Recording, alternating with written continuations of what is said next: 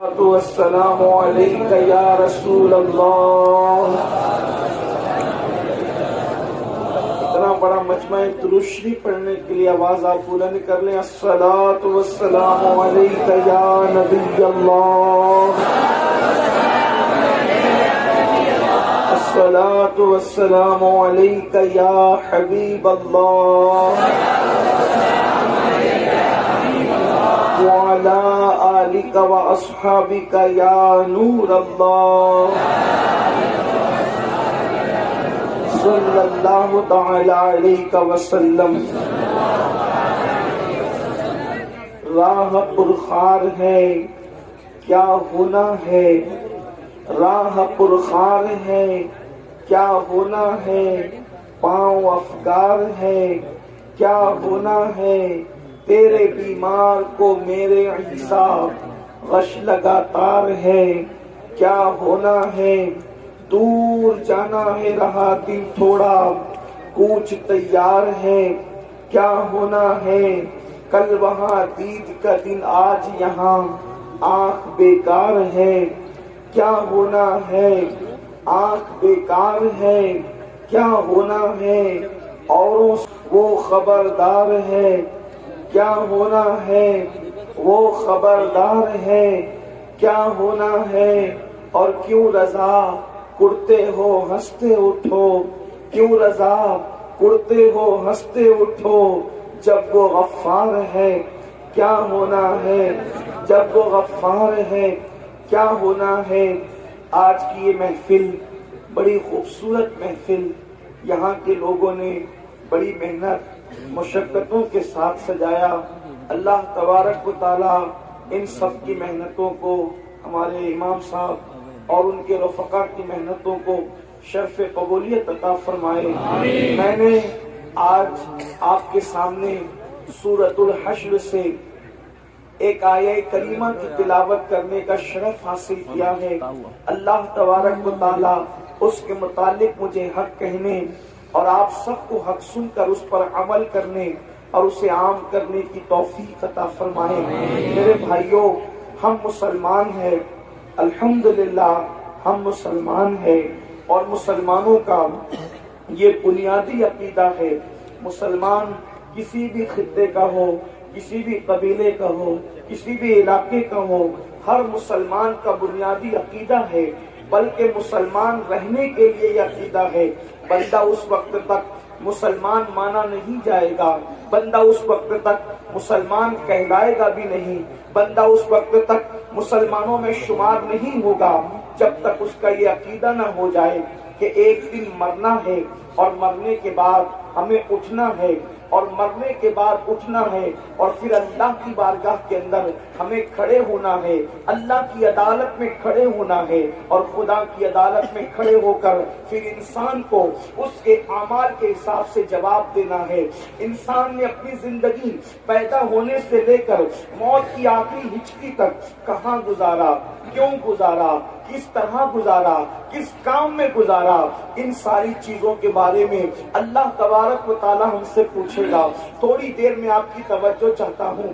یہاں کے لوگ، اس پورے علاقے کے لوگ بڑے محبتی لوگ ہیں، بڑے پیارے لوگ ہیں، بڑے پیار کرنے والے لوگ ہیں، لیکن آپ کی تھوڑی دیر کے لیے میں توجہ چاہتا ہوں۔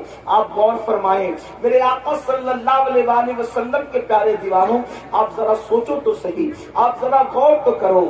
ایک دن وہ آنے والا ہے، یہ اپنے ایمان کا حصہ ہے، جس کو آخری دن کہتے ہیں، یعنی اس کے بعد پھر کوئی دن نہیں ہے، آخری دن ہے، جسے یوم آخرت کہتے ہیں، جسے میدان محشر کہتے ہیں، جسے میدان حشر کہتے ہیں۔ اس کے بعد پھر کوئی دن نہیں ہے۔ یا تو پھر لوگ، اللہ اکبر، خوش نصیب لوگ یا تو جنتی جنت میں چلے جائیں گے، یا پھر اللہ اکبر بدقسمت لوگ جہنمی جہنم میں جائیں گے۔ ہمیشہ پھر کسی کا ٹھکانہ جنت ہوگا، کسی کا ٹھکانہ جہنم ہوگا۔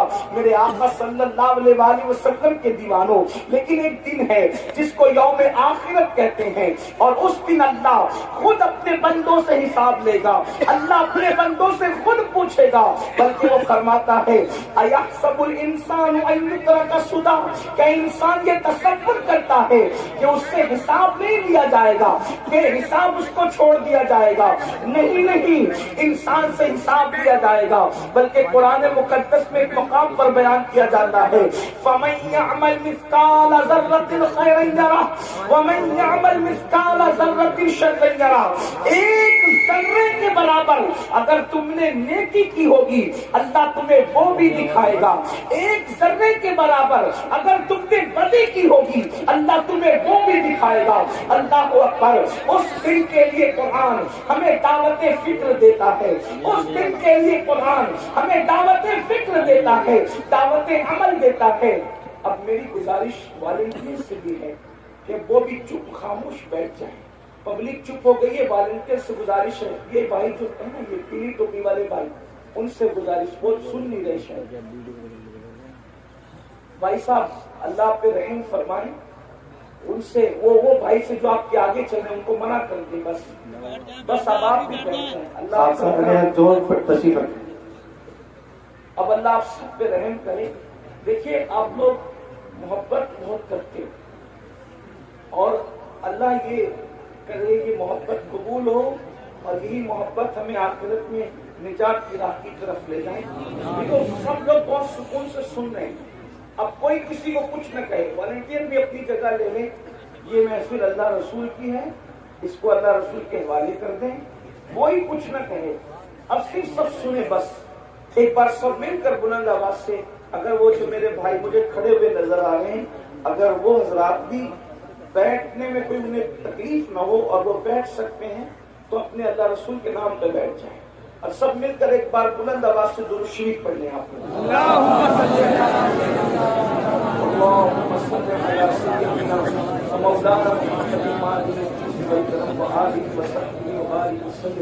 صلاۃ و سلام علیک یا رسول اللہ صلی اللہ علیہ وسلم۔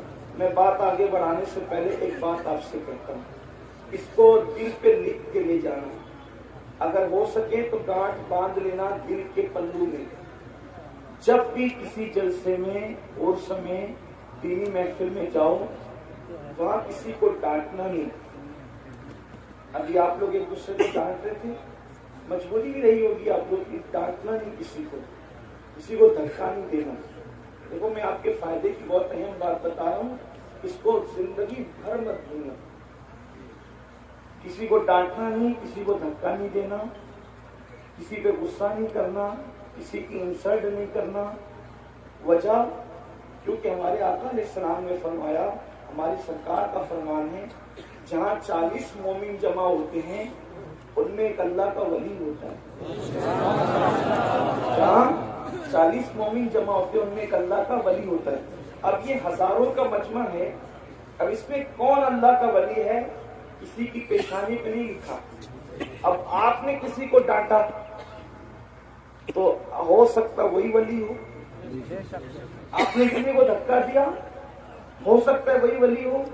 تو اب آپ تو آئے تھے جلسے میں اپنی آخرت سدھارنے کے لیے، لیکن آپ نے ولی کو ڈانٹ کر اپنی آخرت خراب کر دی، ولی کو دھکا دے کر، کیونکہ ولایت پیشانی پہ نہیں لکھی ہوتی۔ بہت ممکن ہو کہ اسٹیج پر جو چہرے آپ دیکھ رہے ہیں ان میں سب ولی نہ ہو، لیکن جو بیٹھے ہوئے ہو نا یہ چھپ کے عاجزی سے، ان میں کوئی ولی بہت ممکن ہے۔ یہ بات اچھی طرح یاد رکھیں۔ آج کل جلسوں کو ہم نے ایک میلے ٹھیلے کی حیثیت دے دی، بلکہ جلسوں میں آؤ تو باوضو آؤ، ٹوپی پہن کر آؤ، خوشبو لگا کر آؤ اور باادب بیٹھو۔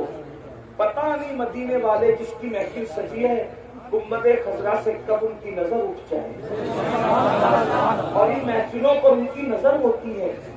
ہم ان محفلوں میں آتے ہیں تو یہی سوچ کر آتے ہیں کہ پتہ نہیں ان میں کون مقبول بندہ ہوگا، اس پر نظر پڑی تو اس کے صدقے اپنا بھی بیڑا پار ہو جائے۔ اس میں گالی گلوچ دھکم دھکی اور یہ میں جلسوں میں ڈنڈوں کی کیا ضرورت ہے؟ یہ ڈنڈوں کے جلسے نہیں ہیں، یہ جھنڈوں کے جلسے ہیں، یہ درود و سلام اور امن و امان کے جلسے ہیں۔ اس لیے میری گزارش ہے کہ اس کا بہت خیال کرو۔ ادب، ان جلسوں میں ادب سے بیٹھنا قسمت بدل دے گا، اور ان جلسوں میں بے ادبی کرنا آپ کی آخرت کو تباہ و برباد کر سکتا ہے۔ اس لیے اس کا بہت خیال کرو۔ یہ دھوم دھام جینا مستی ایسا مت کرو، لیکن میں جانتا ہوں یہ جو کچھ تم کرتے ہو وہ محبت میں کرتے ہو، لیکن محبت میں بھی آپ کو ادب کا دامن ہاتھ سے نہیں چھوڑنا چاہیے۔ ایک بار پھر بلند آواز سے سب درود شریف پڑھ لیں۔ اللهم صل على سيدنا ومولانا محمد الماضي الحكيم والكرم وآله وصحبه وبارك وسلم صلاة وسلاما عليك يا جد الحسن والحسين۔ اگر میں